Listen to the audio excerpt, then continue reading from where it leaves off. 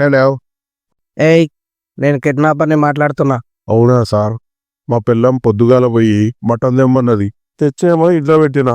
చూస్తే ఇంచలేదు. మీరేమన్నా కిడ్నాప్ చేసిర్రా? అవునరా భయ్, నీ భార్య బతికుండాలంటే సాయంత్రంలోగా 50 లక్షలు సిద్ధం చేయి. లేదంటే మీ భార్య మళ్ళీ నీకు కనబడదు. అయ్యో, 50 లక్షలా?